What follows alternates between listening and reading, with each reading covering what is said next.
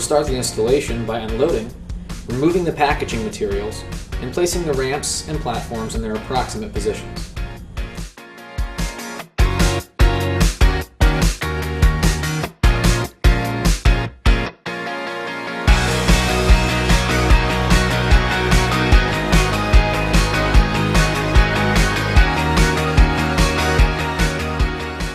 Start with the components upside down. This is necessary to install the brackets that connect ramp sections one to another, as well as brackets required to attach the handrails later.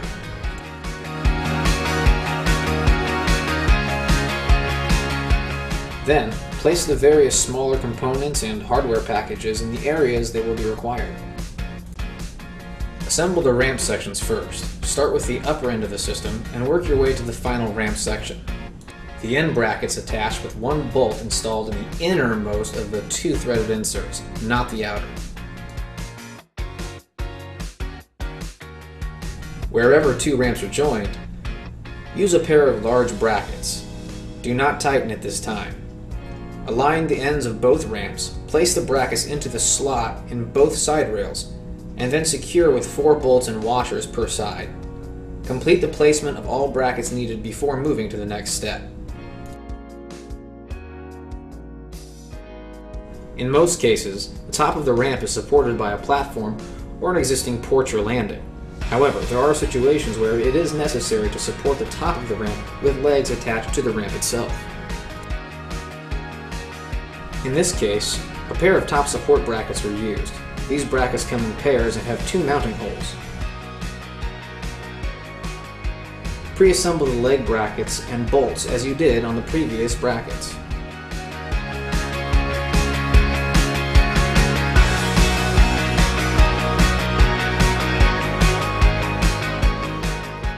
Tighten these bolts completely. Now we will assemble the handrails for the platform. The vertical posts are secured into each corner with 2 set screws, one below the deck and one above. Start by loosening the set screws below the deck. Back these screws out far enough to allow the vertical post to slide in. Now stand the platform on its side and loosen the set screws above the deck. The vertical posts have a series of holes, 2 3-hole groups and 1 2-hole group. The 2-hole group end goes into the corner of the platform. Position the end of the post about 1/4 inch inside the corner pocket. Tighten the set screw below the deck to secure the vertical post. Repeat this process with the rest of the posts. Place the platform in an upright position and tighten the set screws above the deck. Once the vertical posts are secure, we'll install the horizontal portions of the handrails. Begin by installing the protective covers at the top of the posts. Each section requires 2 round tubes and 1 curb section.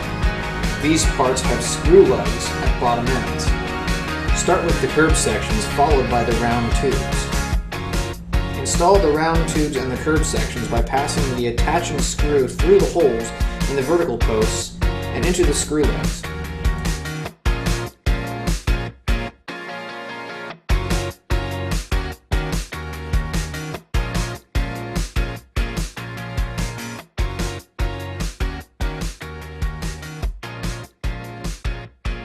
Get all of the screws started before final tightening.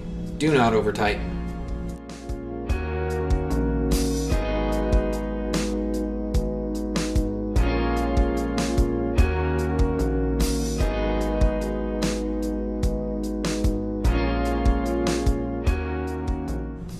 Install the supplied plugs into the center holes of the 3-hole groups on one side of each section.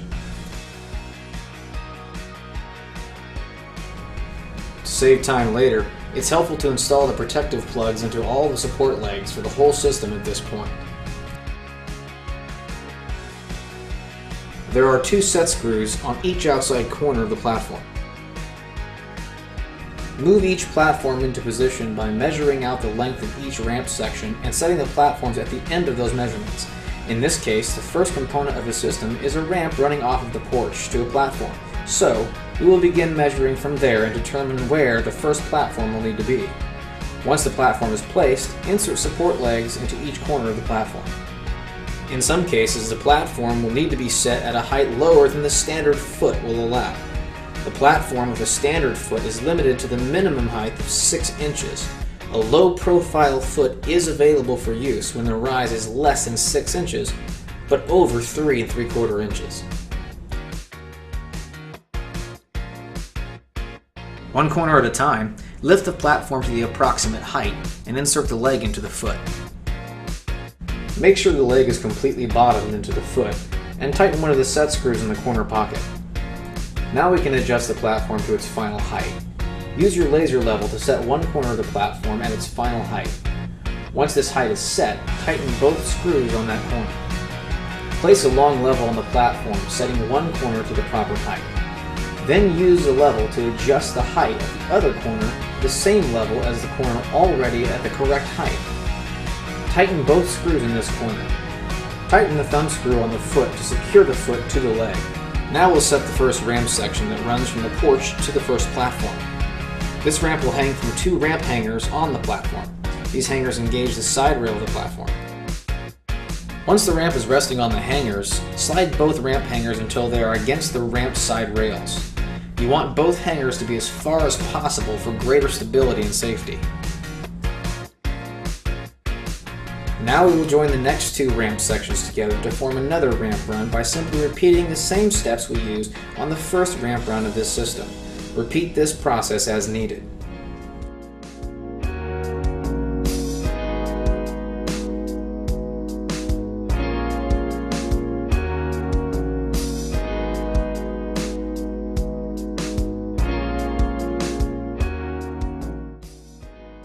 The next platform in this system is a turn-back platform. In this case, we will join a 5x4 platform with another 5x4 platform. This will create a 5x8 turn-back platform. We start just like the previous platform, loosening the inner set screws, installing the vertical posts, installing the protective caps and plugs, installing the curbs and handrail sections. We do this on both platforms before we join the platforms together.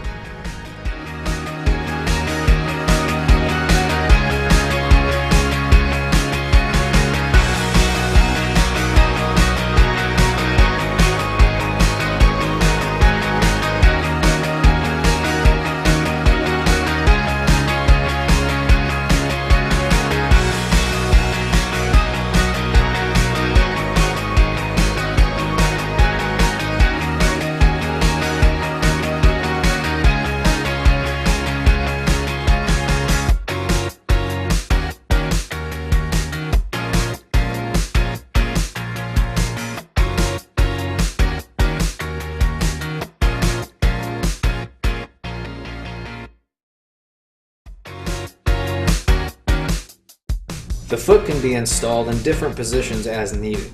This allows the platform to be positioned against a wall if required. Platforms are connected by using a pair of platform connector brackets. These work by connecting a full-length support leg on one platform to a shorter leg on the other platform. Place these connector brackets onto the legs on the side that will be joined with the other platform. Leave them loose and finish setting and leveling the platform. The platform connector bracket can be installed either above or below the platform curbing. In this case, we are installing it above. Now assemble the other platform that will make up the turn-back platform. In this case, we will only put support legs in one end of the platform. The other end will be supported by the first platform.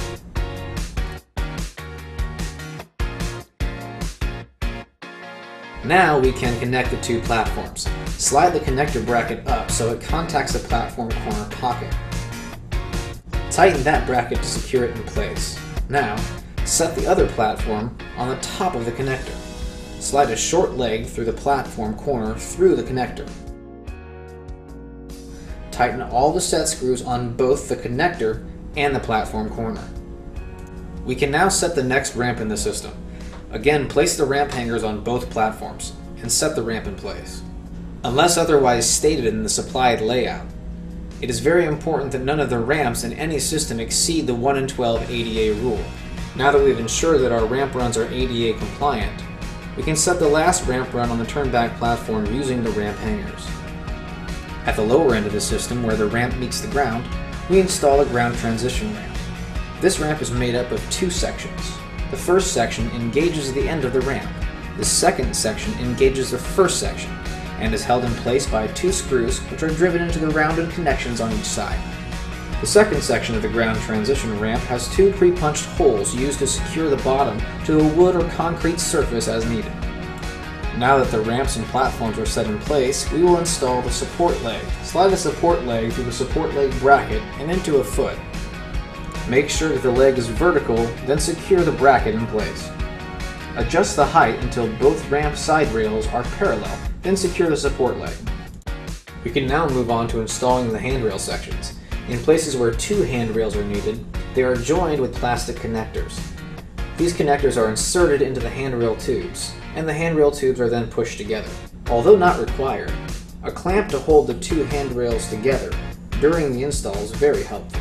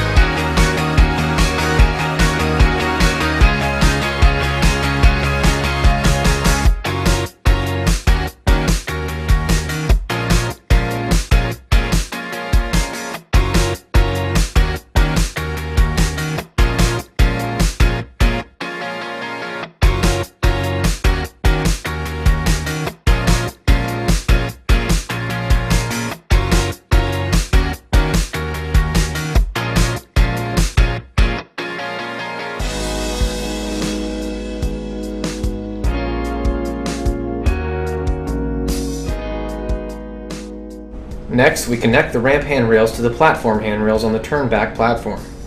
Insert the elbows into the ends of the handrails and adjust the elbows so they align with one another. Measure the space between the two elbows and cut a section of tube to fit between those two elbows. Now remove the screw that holds the elbow halves together. Place the elbow halves into the handrail tubes and the cut tube. Tighten the inner screw on each elbow half. This will secure the elbow to the tube.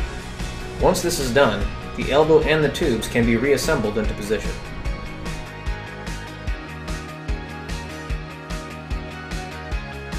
Loops are used to finish the end of any handrail section not connected by closure kits or corner kits. Slide both joiners into the handrail tubes, with the set screw on the joiner facing down. Slide the loop over the joiners, secure by tightening the set screw in each joiner. Another style of loop has swaged ends and does not require joiners. Slide the loop into the handrail. Use a rubber mallet to be sure the loop is fully seated. Secure with two self-tapping screws from below. Install protective caps on all exposed ramp side rails. Glue is supplied for this. The last task is to install two hold-down clips on the end of every ramp that connects to a platform. This is an important safety requirement and prevents the ramp from being lifted off the hanger brackets. Use the supplied self-tapping screws to clamp these clips in place. Upon the completion of your ramp installation, make sure that all cardboard boxes, plastic bags, and other debris are collected and placed in your truck or trailer. The use of any of the end user's trash or recycling receptacles is strictly prohibited. Bring all trash and debris with you. Once the area is completely free of all trash, debris, and tools, bring back the paperwork to the end user and alert them that the ramp is installed. If available, the end user should test the ramp before you leave to ensure that they will not face any unexpected challenges. Once the ramp has passed the end user's test run, obtain the proper signatures of acceptance from the end user and thank them for their time and participation.